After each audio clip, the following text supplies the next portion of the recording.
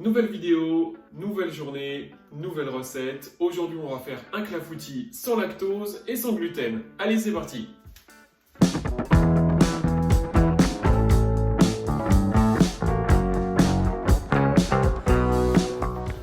Première étape, on va aller dans le verger pour cueillir ces petits fruits à noyaux qui sont d'origine d'Asie. On va les récolter sur le mois de mai et de juin, donc on est en plein dedans. Et les principales régions de production sont le Grand Est et bien sûr le Sud. Alors, on va avoir deux grandes familles pour les cerises. Bien sûr les cerises douces et les cerises acides. Dans les cerises douces, qui se trouvent juste derrière moi, on va être sur un arbre qui s'appelle le merisier, qui va donner des cerises dites de table, qui vont être à consommer fraîches. Dans ce merisier, on va avoir deux types de cerises douces.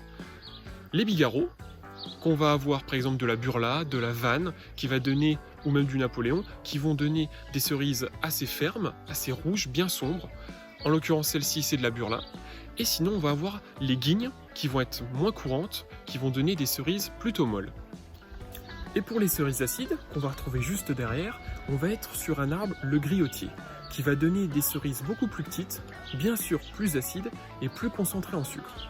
On va plus les utiliser dans tout ce qui est conserve, les confitures, en pâtisserie et bien sûr en alcool. Pour faire par exemple des cerises à l'eau de vie, c'est le meilleur. Les principales variétés, on va avoir bien sûr la Montmorency, la Griotte du Nord qu'on va bien sûr retrouver en Côte d'Or et la Marasque qui va être de provenance d'Italie. Après la cueillette de cerises douces, enlevez les noyaux, soit avec un dénoyauteur, ou comme je le fais actuellement, avec une paille.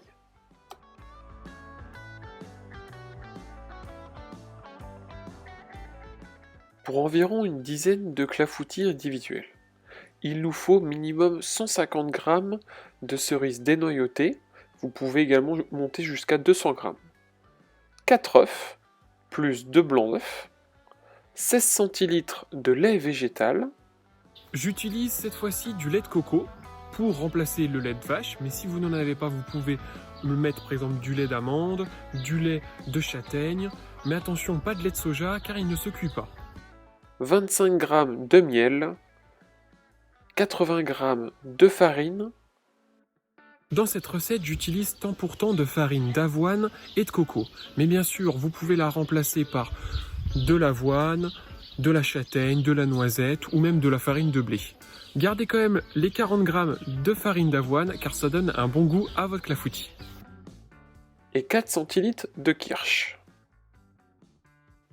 N'oubliez pas de préchauffer votre four à 175 degrés, chaleur tournante.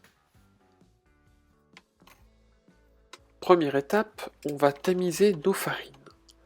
Puis on va y incorporer tous nos œufs, y compris les blancs d'œufs, et on va bien mélanger.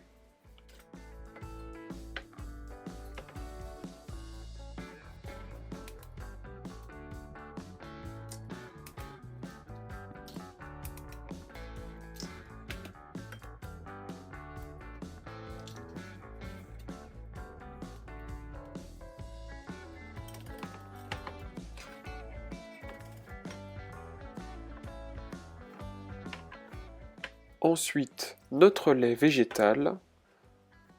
On continue à mélanger pour y incorporer ensuite le miel et pour finir le kirsch.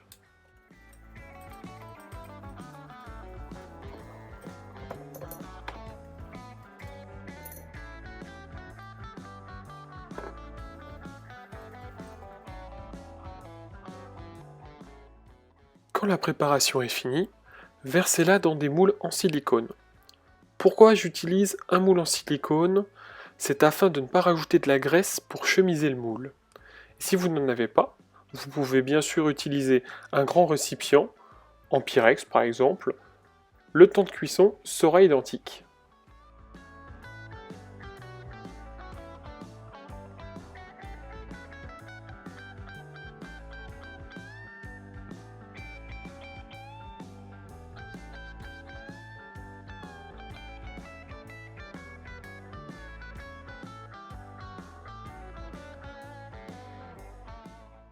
Vous savez maintenant faire de bons clafoutis sans gluten et sans lactose. Il ne vous reste plus qu'à les essayer et n'hésitez pas à me laisser un commentaire si vous avez une question, je me ferai un plaisir de vous répondre. Et je vous dis à très vite pour plus de conseils en gastronomie.